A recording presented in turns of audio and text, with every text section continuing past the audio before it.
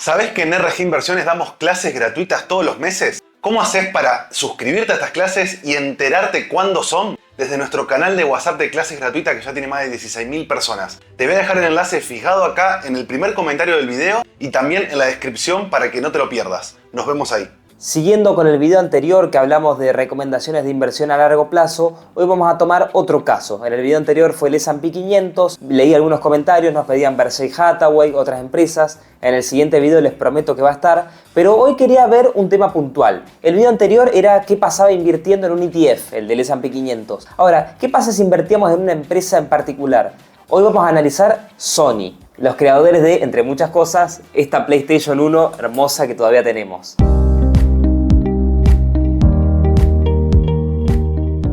Sony, hablando un poquito brevemente de su historia, se funda inmediatamente después de la Segunda Guerra Mundial, lo que era el Tokio destruido todavía por los bombardeos americanos. Dos ingenieros que habían trabajado juntos durante la guerra se juntan y en un depósito empiezan a arreglar radios. Así arranca una de las empresas de tecnología más grandes del mundo, arreglando radios. Por supuesto fueron pasando los años, eso fue en el año 45, y en la década del 80 empieza a cotizar en bolsa. Veamos el gráfico. Sony empieza a cotizar en bolsa en Estados Unidos a partir de finales de la década del 70 más o menos, en alrededor de unos $2 de hoy más o menos. Siguió cotizando, ellos empezaron a hacer una fortuna con el Walkman, que era ese portacassettes portátil que podías poner el cassette y lo escuchabas caminando, entre otros muchos productos audiovisuales, hacían televisores, más radios, etcétera, etcétera. A principios de los 90, Sony quería empezar a incursionar en el mercado de los videojuegos, que era reinado por muy poquitas empresas, particularmente dos, Nintendo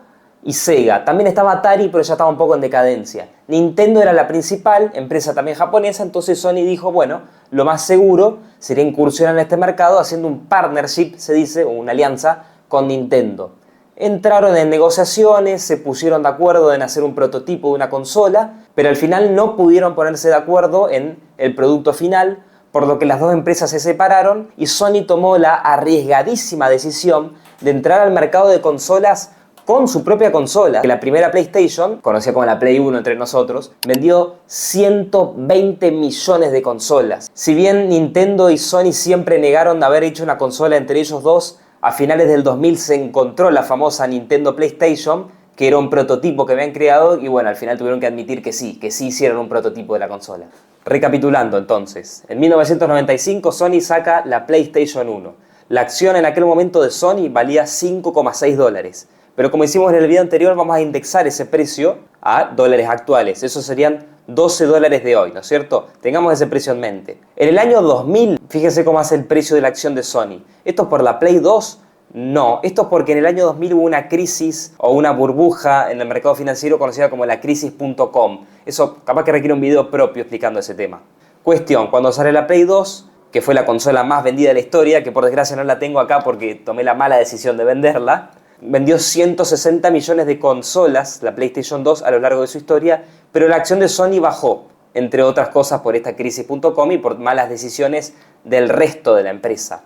Lo que es la parte de consolas, que se conoce como Sony Computer Entertainment, empezó a tomar cada vez más posición dentro de la empresa. En el 2007 Sony sacaría la PlayStation 3. En aquel momento la acción valía alrededor de $8, serían $13 de hoy en día. La PlayStation 3, por desgracia, a diferencia de sus dos antecesoras, fue un fracaso, podríamos decir, porque vendió solamente 90 millones de consolas y era muy cara de fabricar. La Play 3 fue el primer gran fracaso de Sony en la parte de entretenimiento, por eso es que la acción bajó tanto a medida que pasaron los años, y para cuando sale la PlayStation 4, la acción valía $4, que en plata de hoy serían más o menos $6. En el medio de la Play 1 y la Play 4, Sony incursionó también en el mercado de las consolas portátiles, también para competir con Nintendo, que tenía la 3DS o la Nintendo DS. Entonces Sony saca la PlayStation portátil, una consola muy exitosa, similar a la Play 2 y le fue muy bien. En el 2011 deciden sacar una secuela de esta consola, una consola que muy poca gente tiene, que es la PlayStation Vita, que por desgracia, al igual que la Play 3, fue un fracaso también. La PlayStation Vita vendió muy poco y profundizó este derrotero que llevaba Sony. Así llegamos al año 2013, en el que Sony estaba enfrentando una dura competencia contra Microsoft, que había empezado a incursionar también en el mercado de consolas con la Xbox en alrededor del año 2000, y la cosa se le había complicado bastante a Sony. Entonces sacan en el 2013 la PlayStation 4, una de las más exitosas de la historia, vendió alrededor de 140, 150 millones de consolas y fue una consola excelente que revivió muchísimo a Sony. Fijemos cómo de 2013 hasta 2020, la salida de la PlayStation 5, la acción se multiplicó por 3 aproximadamente. A Sony le fue muy bien con esta consola y en el medio de la empresa le estaba yendo muy mal con, por ejemplo, celulares, televisores, DVDs, estaban vendiendo muy poco, sobre todo celulares, y fue la PlayStation lo que salvó a la empresa.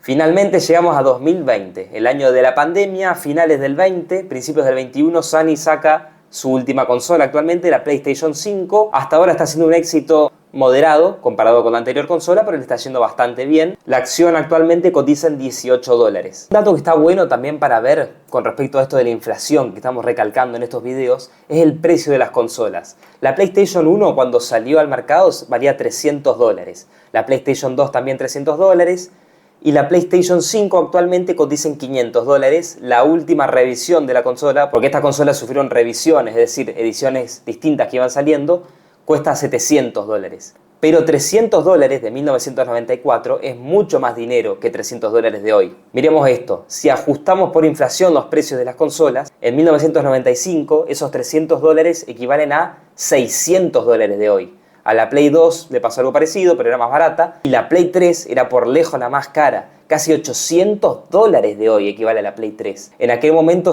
eran unos 500 o 600. Esto fue en parte porque fracasó. Después la PlayStation 4 salió un poco más barata y la PlayStation 5 también un poco más barata, aunque la última edición salió bastante cara también. En conclusión, capaz que este video se salió un poco de la parte de inversiones porque queríamos jugar un poco con el tema de las consolas, pero quería ejemplificar primero la inflación que hubo en Estados Unidos, lo alta que fue, y segundo, que a veces puede ser bastante inseguro una inversión de largo plazo. Cuando se va con una empresa en particular, como lo fue Sony, había que analizar si en todos esos años pagó dividendos y si uno reinvertía los dividendos, cuánto dinero tendría hoy. Pero quitando eso, hoy no tendría uno mucha ganancia comparado con una inversión un poco más segura o comparado con invertir en un ETF. Por eso, invertir siempre de largo plazo, incluso aunque sean 30 años, no es 100% seguro.